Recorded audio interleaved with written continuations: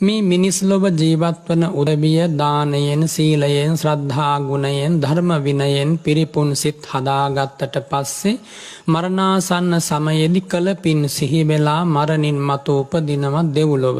මම නෙමෙයි එහෙම ප්‍රකාශ කරන්නේ භාග්‍යවත් බුදුරජාණන් වහන්සේ.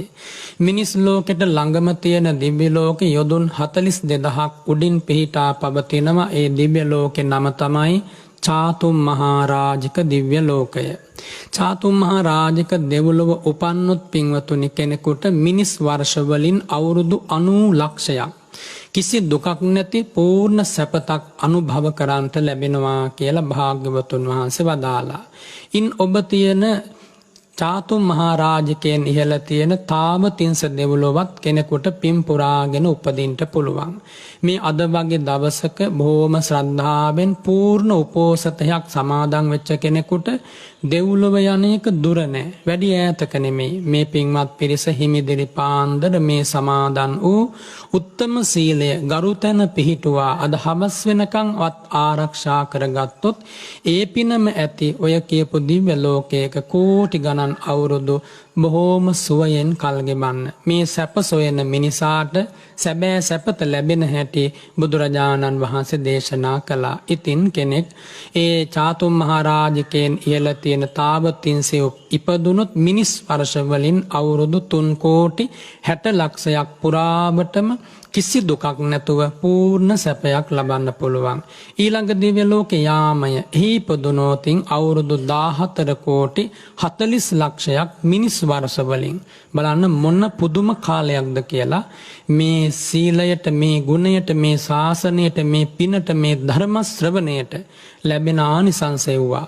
ඊළඟට තුසිත දිව්‍ය ලෝකේ උපන්නොත් 750 කෝටි නැත්නම් 57 කෝටි 60 ලක්ෂයක් මිනිස් වර්ෂ වලින් එහි සතුට ලබනවා කිසි දුකක් නැතුව.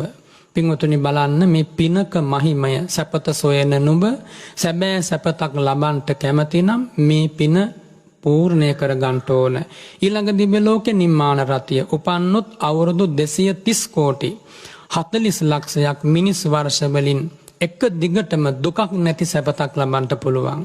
ඉහළම දිව්‍ය ලෝකේ පරිනිම්මිත වසවත්ති එහි උපන් කෙනෙකුට අවුරුදු 921 කෝටි 60 ලක්ෂයක් අවම වශයෙන් සතුටින් කල් ගෙවන්නට ලැබෙනවා. මේ ආයු පරිච්ඡේදයක් දේශනා කළේ බුදුරජාණන් වහන්සේ. මම මේ කරුණ අද හිමිදිරි පාන්දර ඉස්සෙල්ලාම සිහි කළේ ඔබේ ජීවිතයේ ඇති අමිල වටිනාකම ඔබට කියා දෙන්න. පින්වත්නි දිව්‍ය ලෝකෙ එච්චර කාලයක් ජීවත් වුණත් කවදා නමුත් ආයුෂය ගෙවුනාම චුත වෙන්න සිද්ධ වෙනවා. දෙවියන් දිව්‍ය ලෝකෙන් චුත වෙන්න ආසන්න වෙනකොට පෙර නිමිති පහළ වෙනවා. මාලා මිලායන්ති ශරීරයේ පැලඳගෙන ඉන්න මල් පර වෙනවා. වත්හානි කිලිස්සන්ති ඒ ලස්සන දිව්‍ය වස්ත්‍ර දුර්වර්ණ වෙන්න පටන් ගන්නවා. කායේ දුබ්බන්නියන් ඔක්කමන්ති මේ ශරීරයේ දෙවියන්ගේ ශරීරයේ දුර්වර්ණ වෙනවා චුත වෙන්න ආසන්න වෙනකොට. ඊළඟට කච්ඡා සේදා මුච්ඡanti කිහිලි වලින් දහඩිය වැగిරෙනවා. සකේ දේවෝ දේවාසනේ නාභි රමන්ති. ඒ දෙවියන්ට ලැබිලා තියෙන දිව්‍ය මහා මාලිගා මැදුරු වල සැපත ලබන්න සතුට ලබන්න අසුන් ගන්නට යන්නට හිතෙන්නේ නැහැ.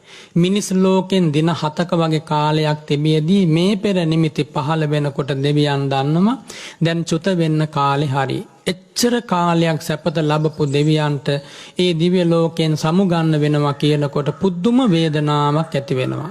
ඒ වේදනාව ඇති වුණාම හිතමිත්‍රකම් ඇති දෙවිවරු සමීප වෙලා ඒ චුත වෙන දෙවියන්ට කියනවා ඊතෝ භෝ සුගතින් ගච්ඡ. පින්වත ඔබ දැන් මේ දිව්‍ය ලෝකේ කාලෙ ගෙවා හවසන් දැන් ඔබ සුගතියට යන්න. සුගතින් ගන්්වා තත් දුලද්ධ ලාභං ලබ. සුගතියට ගිහිල්ලා බොහොම අමාරුවෙන් ලැබෙන ලාභයක් තියෙනවා. ඒ ලාභය ඔබ ලබන්න. ඒ දුලද්ධ ලාභය ලබාගෙන සත්තත් සුප්පතිට්ඨිතම් භවිස්සාහි. එහි මනාව පිහිටන්න කියා ඒ දෙවිවරු එකතු වෙලා නන්දන වනයේදී චුතවෙන්ට ආසන්න පීඩාවටපත් වේදනා බර හදවතක් තියෙන දෙවියාට හෝ දෙවඟනට සිහිපත් කරනවා. ඉතින් භාග්‍යවතුන් වහන්සේ වදාළ මහණෙනි දෙවියෝ සුගතියට යන්න කියලා කියන්නේ කොහේ යන්න කියන එකද? මේ මනුස්ස ලෝකෙට එන්න කියන එකයි.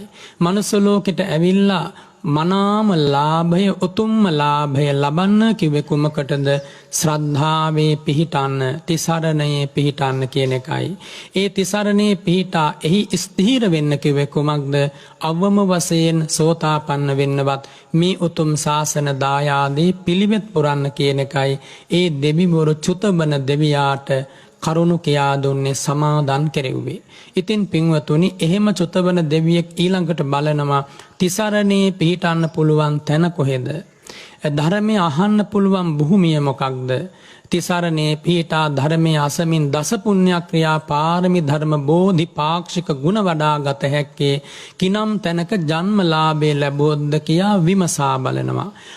එතකොට මිනිස් ලෝකේ විමසා බලද්දී මේ බුද්ධ භූමිය, මේ පුණ්‍ය භූමිය, මේ ශ්‍රී ලංකා ධරණී තලය තමයි ඒ දෙවියන්ට ඉස්සෙල්ලාම අරමුණු වෙන්නේ. එතකොට මේ දෙවිවරු බලන්නේ මනුස්ස ලෝකෙට ඇවිල්ලා මේ ක්ලේශ කාමයන්ට හසු වෙලා කල් ගෙවන්න නෙමෙයි. ඔවුන් පැමිණෙන්නේම ඉක්මනින් පින් පුරා ගන්න. ශාසනයේ තියෙන කාලේ, බුද්ධ ශාසන දායාදේ ලැබිලා තියෙන කාලේ මනුස්ස ලෝකේ ඇවිල්ලා මනුස්ස ලෝකේ පුරාවට පින් පුරාගෙන යන්නයි ඔවුන් පැමිණෙන්නේ.